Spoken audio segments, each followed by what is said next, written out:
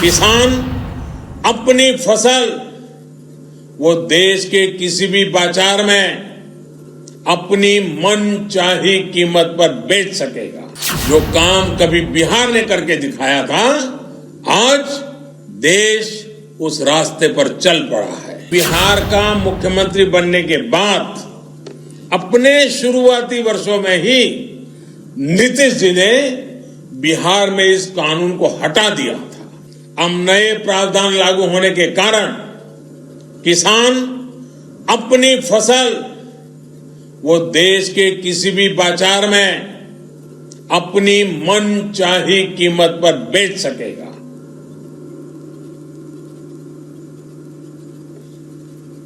ये हमारे कोऑपरेटिव्स, कृषि उत्पादक संघ, एपीओस और बिहार में चलने वाले जीविका जैसे महिला स्वयं सहायता समूहों के लिए एक सुनहरा अवसर लेकर आया है।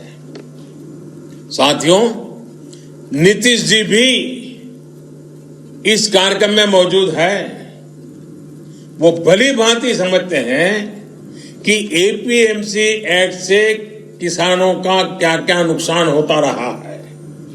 यही वजह है कि बिहार का मुख्यमंत्री बनने के बाद अपने शुरुआती वर्षों में ही नीतीश जी ने बिहार में इस कानून को हटा दिया था। जो काम कभी बिहार ने करके दिखाया था, आज देश उस रास्ते पर चल पड़ा है।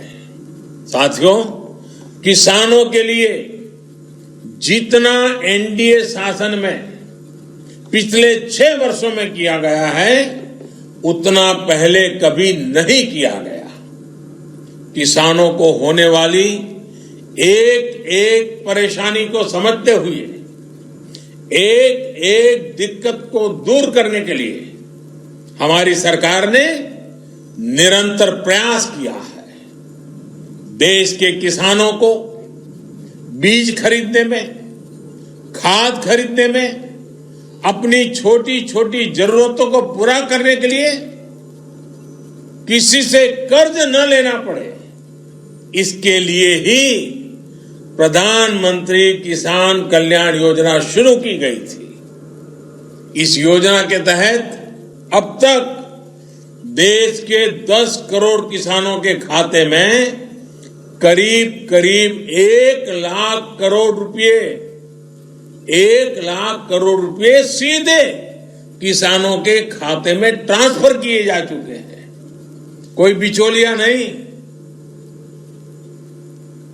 किसानों को पानी की दिक्कत ना हो, किसानों से अटकी पड़ी सिंचाई और दशकों से अटकी पड़ी सिंचाई, वो परियोजनाएं पूरी हो, इसके लिए प्रधानमंत्री कृषि सिंचाई योजना पर करीब 1 लाख करोड़ रुपए खर्च किए जा रहे हैं।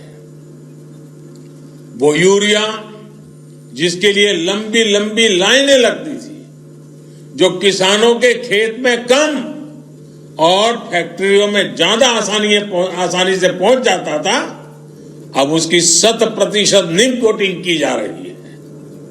आज देश में बड़े स्तर पर कोल्ड स्टोरेज का नेटवर्क तैयार किया जा रहा है। फूड प्रोसेसिंग से जुड़े उद्योगों पर भारी निवेश किया जा रहा है। 1 लाख करोड़ रुपए का एग्रीकल्चर इंफ्रास्ट्रक्चर फंड बनाया जा रहा है। किसानों के पशुधन को बीमारियों से बचाने के लिए देशव्यापी अभियान भी चलाया जा रहा है। मछली उत्पादन बढ़ाने के लिए, मुर्गी पालन को प्रोत्साहन के लिए, शहद उत्पादन बढ़ाने के लिए, दूध उत्पादन बढ़ाने के लिए किसानों को आय बढ़ाने के अतिरिक्त विकल्प देने के लिए केंद्र सरकार निरंतर कार्य कर रही है। साथियों, मैं आज देश के किसानों को बड़ी नम्रता पूर्वक अपनी बात बताना चाहता हूं, संदेश देना चाहता हूं। आप किसी भी तरह के भ्रम में मत पड़िए। इन लोगों से देश के किसानों को सतर्क रहना बहुत जरूरी है। ऐसे लोगों से सावधान रहे जिन्होंने दशकों तक देश पर राज किया और जो आज किसानों से झूठ बोल रहे हैं। वो लोग किसानों की रक्षा का ढिंढोरा पीट रहे हैं, लेकिन दरअसल वे किसानों को अनेक बंधनों में जकड़कर रखना चाहते हैं। वो लोग बिचौलियों का साथ दे रहे हैं। वो लोग किसानों की कमाई को बीच में लूटने वालों का साथ दे रहे हैं। किसानों को अपनी उपज देश में कहीं पर भी किसी को भी बेचने की आजादी देना बहुत ऐतिहासिक कदम है। 21वीं सदी में भारत का किसान बंधनों में नहीं,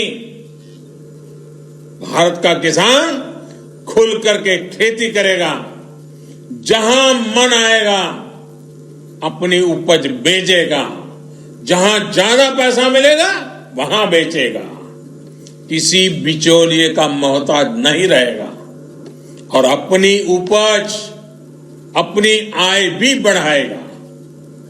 ये देश की जरूरत है और समय की मांग भी है।